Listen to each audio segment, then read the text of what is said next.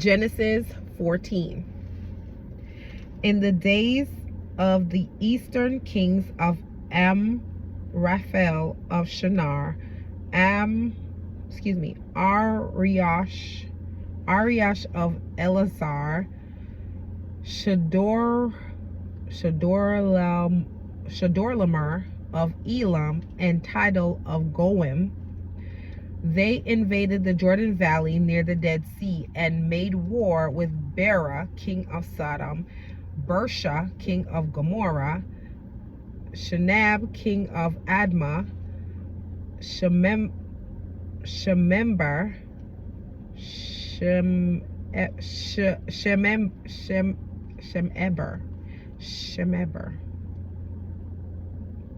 king of Zeboim, and the king of Bela. This is Zorar.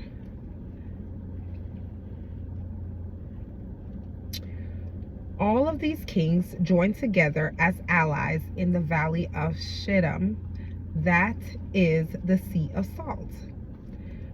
12 years they had served Shadorlamer, the most powerful king in the invading confederacy.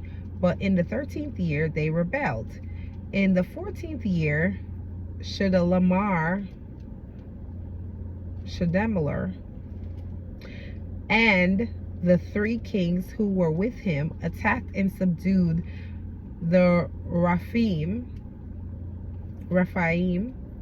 in Ashtaroth Karnaim,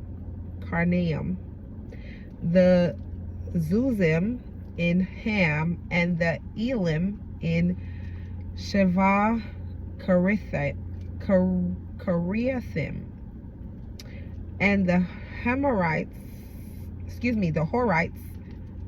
Horites in their mountainous country of Seir, as far as El Paran, which is on the border of the wilderness.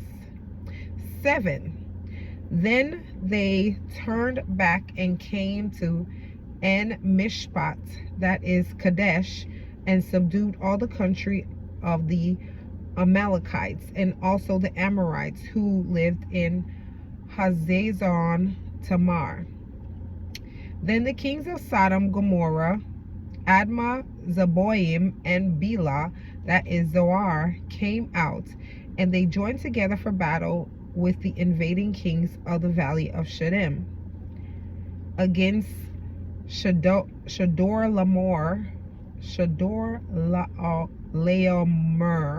king of Elam, and Tidal, king of Goim, and Amraphel, king of Shinar, and Arioch, king of Elazar. 4 kings against 5.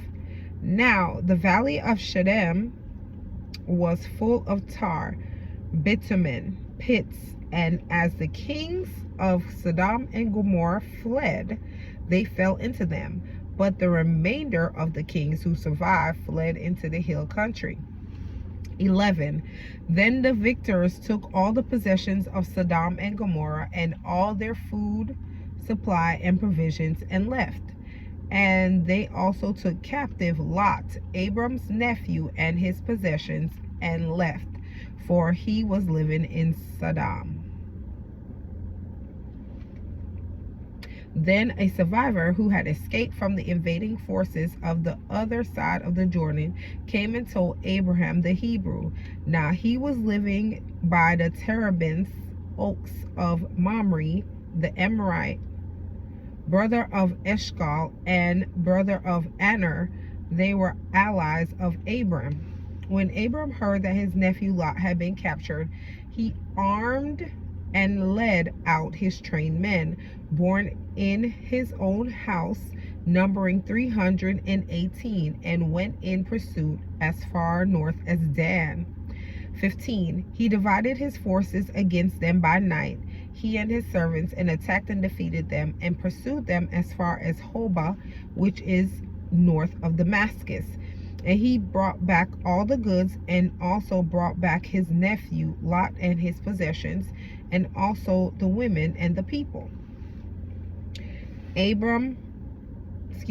Then, after Abram's return from the slaughter of Chedorlaomer, the kings who were with him, the king of Sodom went out to meet him at the valley of Shaveh. That is the king's valley. Melchizedek, king of Salem, ancient Jerusalem, brought out bread and wine for them. He was the priest of God Most High. And Melchizedek blessed Abram and said, Blessed, joyful, favored be Abram by God Most High, creator and possessor of heaven and earth. 20. And blessed, praised, and glorified be God Most High, who has given your enemies into your hand. And Abram gave him a tenth of all the treasure he had taken in battle. Hebrews 7:1-10. The king of Sodom said to Abram, Give me the people and keep the goods, spoils of battle for yourself. But Abram said to the king of Sodom, I have raised my hand and sworn an oath to the Lord God Most High, the creator and possessor of heaven and earth, that I would not take anything that is yours, from a thread to a sandal strap. So you could not say, I, the king of Sodom, have made Abram rich. I will take nothing except what my young men have eaten, and the share of the spoils belonging to the men, my allies, who went with me, Anar, Eshcol, and Mamre. Let them take their share of the spoils. This is the word of the Lord.